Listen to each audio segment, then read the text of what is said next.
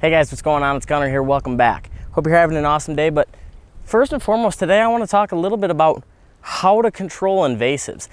Now, I've talked some about using a torch killing method and avoiding using herbicides when you can. Sometimes that's not applicable. Sometimes we're in a dry season, you can't light up a torch without setting the whole timber on fire, right? So some of you guys might not feel comfortable running a torch. It's all relative on what we want to use. Now, just because that's my top way of killing this stuff, that doesn't mean it kills it 100% of the time. What you can see behind me is I got a buckthorn behind me, but this is like 8 inches in diameter. Torch killing method is only going to work on buckthorn and invasives up to about 2 inches in diameter.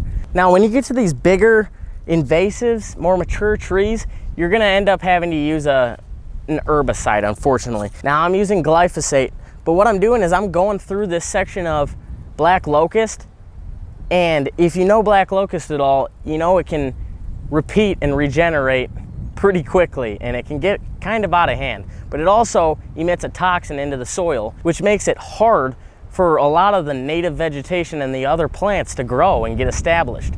But that's a perfect recipe for these invasive shrubs.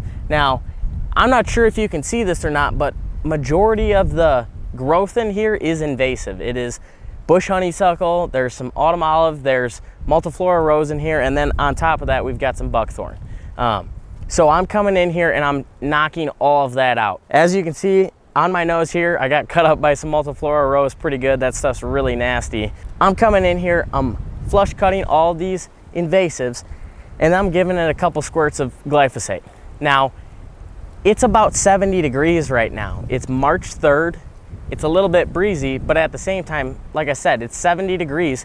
A lot of these trees are starting to wake up. As I'm in here cutting some of these bush honeysuckle, they're starting to leaf out a little bit. Like I said in a previous video, these invasives green up 2 to 3 weeks sooner than all of the native plants. So they're getting a head start at the growing season far before these native plants do. So I'm trying to control that first and foremost, but at the same time, there's really good cover in here, but the food value is very scarce. So guys, what's going on? It's Gunnar. A lot of you have been reaching out saying you need more help. Well, I want to mention my habitat company, Hanson Habitat. If you want to take whitetails and wildlife to the next level on your own property, installing food plots, timber management, edge feathering, native habitat, fruit tree planting, whatever you need, bedding cover. I'm working with a team of the best land managers in the state of Wisconsin, and we'll travel, we'll do whatever you need to take your property to the next level. Shoot me a text message, 608-632-7233. We'll get you on the list. I'll help you with whatever you need. I got your back for life. Let's get back to the video. If we want to increase the holding capacity and improve the health and nutrition of our herds, we need to start with the timber management side of things. Planting food plots is only going to do so much. Now, I like to talk about food plots because I think it's an important piece of this puzzle. But at the same time, do I think it's the most important? No, not at all. Most important aspect of your property and the management side of it with habitat and wildlife is your timber stand improvement. Having good quality native browse. Over 50% of a deer's diet is native browse, woody vegetation. Forbs and forages come right after. So food plots are very low on the totem pole for being of importance. What I'm trying to do is promote native regeneration, my bramble layer, my shrubs, and then on top of that, I have my food plots. But at the end of the day, what I'm doing is I'm removing all of this side cover that's not providing any food value, and I'm trying to promote side cover that produces a food value that encourages deer to bed in and around here and move through here. Now, removing invasives is not a small task. If you have a property that's overrun, it can be a bit of a headache and it can be overwhelming at times. But what I'm gonna tell you in starting out and removing these is take it one chunk at a time. Now, I've talked about sectioning out properties before, starting in sections, making a quadrants. So we're attacking, say, quadrant 1 this winter and early spring. Then in 25, we're tackling quadrant 2. We're spreading out the work. We're making it a manageable task to complete. If you try to go in and and attack the whole thing in 1 year, it's not going to pan out. You're going to get disappointed. You're not going to see the results you're after. You're going to overwhelm yourself, and the plan is just not going to be implemented, and we're not going to follow through on it the way we should. Understand that this is a multi-year process. Understand that you're not going to get everything done year one, but if we can section the property out into quadrants, we can make a huge impact in removing some of these invasives, getting them out. We don't have birds and other wildlife transporting them into the other areas of the property.